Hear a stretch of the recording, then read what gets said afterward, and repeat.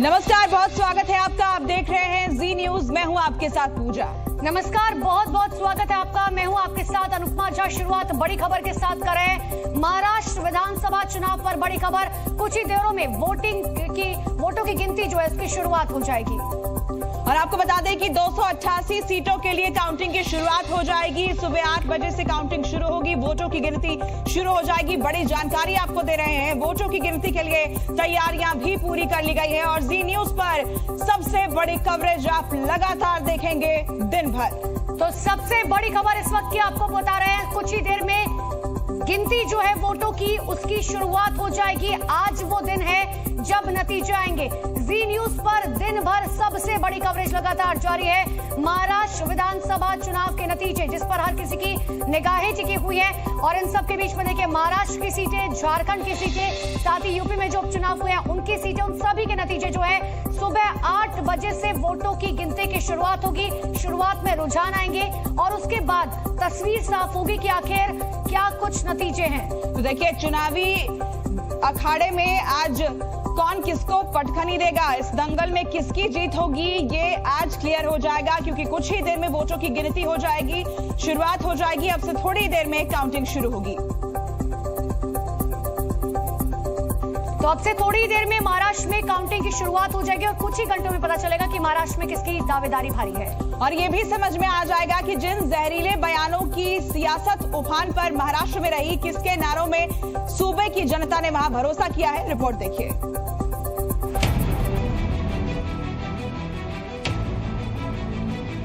कटेंगे तो कटेंगे, एक है तो सेफ है। इसका मतलब 10 साल से हम सेफ नहीं हैं। किसी भी चुनाव में हर पार्टी का अपना एक नैरेटिव होता है और उसी नैरेटिव के जरिए पार्टी अपना वोट बैंक सेट करने की कोशिश करती है।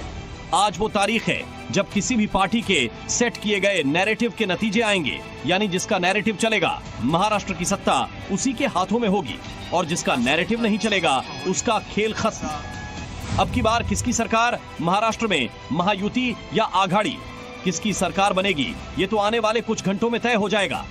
महाराष्ट्र की सियासत में किसके दावों में दम होगा ये भी कुछ ही घंटों में दिख जाएगा। करीब सभी राजनीतिक दलों ने लुभावने नारों और नैरेटिव के जरिए मतदाताओं को लुभाने की पूरी कोशिश की थी। कटेंगे तो कटेंगे। आप देख रहे हैं ना, बांग्लादेश में देख रहे हो ना, तो वो गलतियां यहां नहीं होनी चाहिए। यूपी में योगी का दिया गया नारा बटोगे तो कटोगे महाराष्ट्र की राजनीतिक में छाया रहा, तो मोदी ने योगी के नारे को आगे बढ़ाकर नया नारा इजाद किया। आपको कांग्रेस की इस खतरनाक साजिश से सावधान रहना है। आपको याद रखना है, एक है तो सेफ है, एक है तो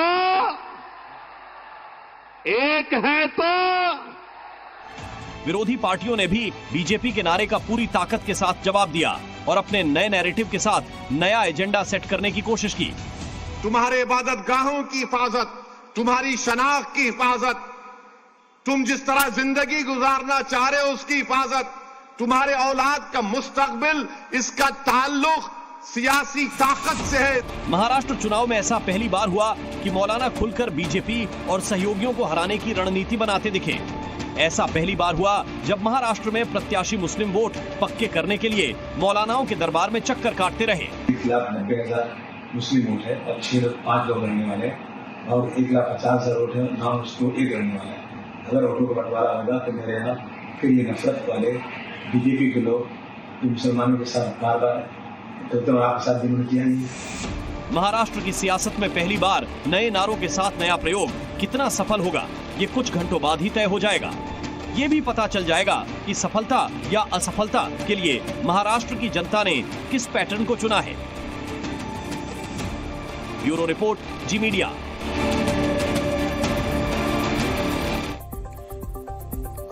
और बड़ी खबर इस वक्त की महाराष्ट्र विधानसभा चुनाव से जुड़ी, बता दें सबसे पहले डाक से मतपत्रों की गिनती होगी। काउंटिंग के लिए 6500 टेबल तैयार किए गए हैं। तो महाराष्ट्र से बड़ी जानकारी आपको दे रहे हैं, जहां पर काउंटिंग के लिए तैयारी पूरी कर ली गई है। आपको बता दें कि 4000 के करीब ईवीएम टेबल है, 2500 टेबल से डाक मत पत्रों की गिनती होगी और जी न्यूज पर इसकी बड़ी कवरेज आप लगातार देखेंगे। तो पहले जो डाक मत पत्र है उनकी गिनती की जाएगी और उसके बाद ईवीएम वाले वोटों की गिनती की शुरुआत होगी। जी न्यूज पर पूरे दिन सबसे बड़ी कवरेज आप देखने वाले हैं। महाराष्ट्र विधानसभा चुनाव से जुड़ी ये सबसे बड़ी खबर आपको बता दें।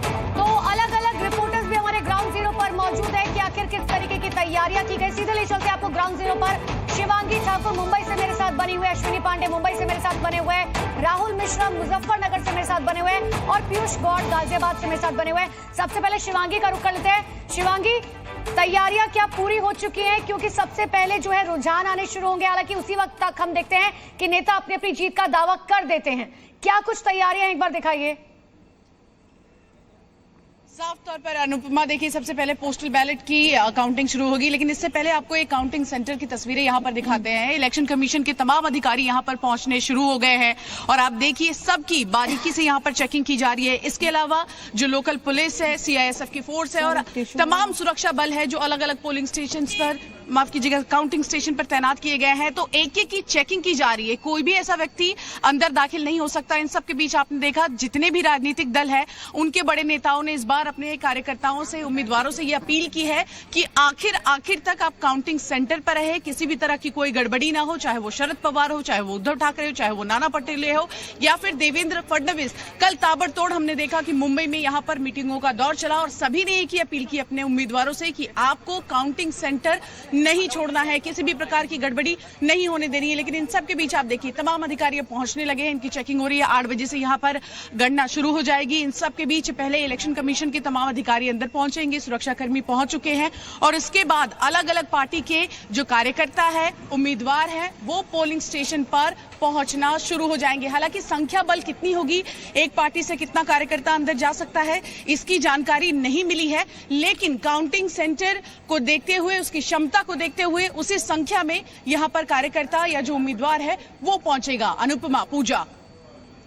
बिल्कुल, तो देखिए महाराष्ट्र विधानसभा चुनाव को लेकर बड़ी कवरेज जी न्यूज की लगातार जारी है। उस बीच एक और बड़ी खबर मिल रही है, थोड़ी ही देर में आपको बता दें कि उम्मीदवारों की किस्मत का फैसला होना शुरू हो जाएगा। 4136 उम्मीदवारों की किस्मत ईवीएम से बाहर जो है वो सामने आएगी।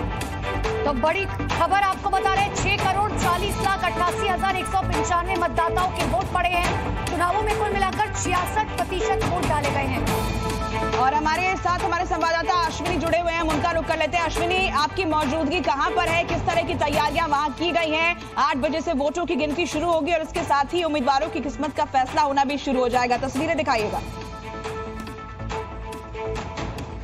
जी देखिए, भाईंदर में हूँ इस वक्त मैं और यहाँ पर पोलिंग जो काउंटिंग सेंटर है वहाँ पर पूरी तैयारी कर ली गई है। खास बात यह है कि देखिए जिस तरह से पूरा चुनाव चला, हमने जो रिपोर्ट दिखाई, इस बार का जो चुनाव वो ध्रुवीकरण से पूरी तरह से जुड़ा रहा और ऐसे में हर एक मुद्दा जो कहीं ना कहीं किसी एक जाति, किसी एक धर्म को तरफ जो है अपील करता हुआ दिखाई दिया, चाहे वो बीजेपी हो, चाहे वो बीजेपी का जो गठबंधन महायुति हो या फिर कांग्रेस गठबंधन का महाविकास आघाड़ी हो, हर तरफ से ध्रुवीकरण की एक कोशिश की गई। और आज देखना होगा कि जो मतपेटी जहां पर लोगों ने अपने मताधिकार का उपयोग किया है वो किस तरफ गए हैं, किन मुद्दों को उन्होंने जो है ज़्यादा तवज्जो दी है, किन नारों को ज़्यादा तवज्जो दी है, ये देखना दिलचस्प होगा। तैयारी पूरी कर ली गई है। थोड़े देर में जब चूंकि अभी लोग अधिकारी जो मतगणना करने वाले हैं वो अंदर आ रहे हैं, सुरक्षाकर्मी पूरी जांच करके लोगों को अंदर भेज रहे हैं। थोड़े देर में जब 8 से 8:30 बजे के बाद पोस्टल बैलेट खुलेगा, उसके बाद से रुझानों के आने की शुरुआत होगी और जैसे जैसे रुझानों का समय आगे बढ़ेगा उससे तय होगा कि जो है मताधिकार का उपयोग करने वाली जनता ने किसे जो है अपना विधायक चुना है। बिल्कुल, और देखने वाली बात होगी अश्विन की आखिर जनता के दिल में कौन बसता है। आपके पास लौटेंगे, तमाम रिपोर्टर्स हमारे साथ मौजूद है। लेकिन इसी बीच बड़ी खबर आपको बता दें, यूपी विधानसभा उपचुनाव से जुड़ी हुई बड़ी खबर। कुछ ही देर में वोटों की गिनती की शुरुआत होगी।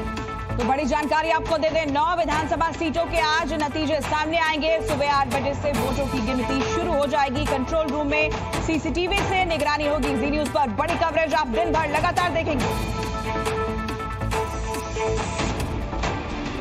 बटेंगे तो कटेंगे। प्रोडक्शन हाउस बन गया है माफिया और अपराधियों को पालने का प्रोडक्शन हाउस है ये। जैसे जैसे बाई इलेक्शन करीब आ गया वो थोड़ा हिले हुए दिखाई दे रहे हैं। उत्तर प्रदेश की 9 विधानसभा सीटों पर हुए उपचुनाव में अब गिनती और रिजल्ट की बारी है। यूपी उपचुनाव को 2027 का सेमीफाइनल माना जा रहा है। इसी वजह से बीजेपी और समाजवादी पार्टी दोनों ने इस उपचुनाव में पूरी ताकत लगा दी थी, जिसके बाद आज उनकी किस्मत का फैसला होगा। उपचुनाव में इस बार बीजेपी का कटेंगे तो बटेंगे नारा जोर शोर से गूंजा। बटेंगे तो कटेंगे। यूपी उपचुनाव में योगी ने अपना नैरेटिव दिया तो समाजवादी पार्टी चीफ अखिलेश ने योगी के नैरेटिव का जवाब दिया। डिवाइड एंड रूल ये जो नारा है देश की और दुनिया के पॉलिटिकल कैरियर में, राजनीतिक इतिहास में किसी ने ऐसा नारा नहीं दिया होगा। सबसे पहले तो इलेक्शन कमीशन को इनको बैन करना चाहिए कि जिन्होंने डिवाइड एंड रूल का जो अंग्रेजों का नारा था उसको नारा बीजेपी ने अपना नारा बनाया। योगी ने समाजवादी पार्टी की विरासत खान मुबारक, अतीक और मुख्तार की बताई तो अखिलेश ने योगी को कम बोलना की सलाह दे डाली। विरासत को अपमान करने वाले लोग हैं, ये प्रभु राम की परंपरा को अपमानित करने वाले लोग हैं, ये किसानों के साथ, युवाओं के साथ, नौजवानों के साथ अन्याय करने वाले लोग हैं, ये बेटी और व्यापारी की सुरक्षा में सेंध लगाने वाले लोग हैं। इनको अब आगे बढ़ने का अवसर कतई नहीं देना है, नहीं तो ये लोग फिर, इनकी विरासत क्या थी, इनकी विरासत अगर देखना हो तो खान मुबारक ही समाजवादी पार्टी की वास्तविक विरासत है। अतीक अहमद और मुख्तार अंसारी इनकी वास्तविक विरासत है। ये भारत के देवी देवताओं को, भारत के महापुरुषों को सम्मान नहीं देते। विचारों से योगी बनता है और ये कलयुग है, इसीलिए सब उल्टा पुल्टा हो रहा है। हम और आप लोग जानते हैं जो साधु संत होते हैं वो मौन रहते हैं, कम बोलते हैं, लेकिन पता नहीं क्या है कि कलयुग है, आजकल साधु संत भी ज्यादा बोल रहे हैं वस्त्र पहन करके।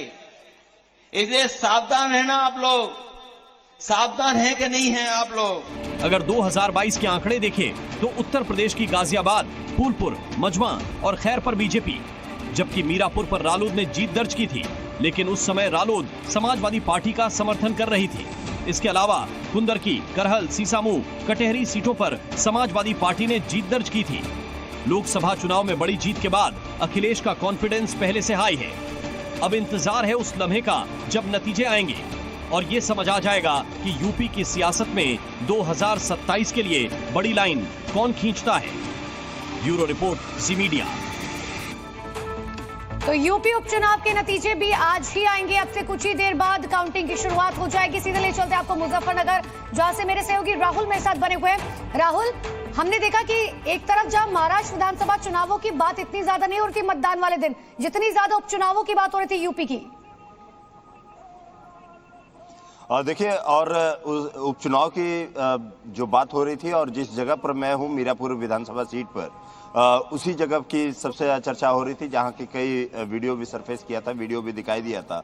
हालांकि आज यदि कहा जाए तो उन सभी को जो अभ्यर्थी थे या कहा जाए कि जो उम्मीदवार थे मैदान में उतरे हुए थे, उनकी आज परीक्षा की घड़ी है और परीक्षा का रिजल्ट की घड़ी है। और अब रिजल्ट थोड़ी देर बाद शुरू हो जाएगा उसका आना कि आखिर में किसको यहाँ जनता ने उत्तीर्ण किया है। कि 8 बजे से पोस्टल बैलेट की काउंटिंग शुरू होती है, उसके बाद 8:30 बजे ईवीएम की काउंटिंग शुरू हो जाती है। क्योंकि मैं इस समय नवीन अनाज मंडी पर ही हूँ, जहाँ पर काउंटिंग हो रही है मुजफ्फरनगर में। मैं आपको दिखा देना चाहूँगा कि पूरी तरीके से यहाँ पर सुरक्षा को चाक चौबंद व्यवस्था की गई है। चारों तरफ पैरामिलिट्री फोर्सेस के जवानों के साथ साथ उत्तर प्रदेश पुलिस के जवानों को तैनात किया गया है। और इसमें काउंटिंग क्योंकि थोड़ी देर बाद शुरू होगी तो किसी को भी अंदर जाने की अनुमति नहीं है। जिनके पास नहीं है और पास के साथ ही साथ आपको मोबाइल अलाउड नहीं है, केवल मीडिया पर्सनल्स को मोबाइल अलाउड होता है अंदर लेकर के जाने के लिए। और ये उपचुनाव जो 9 विधानसभा सीटों पर उपचुनाव हो रहा है, ये लिटमस टेस्ट होगा मौजूदा सरकार के लिए, लिटमस टेस्ट उसकी नीतियों बिल्कुल। तो के लिए देखिए होता इसी है। बीच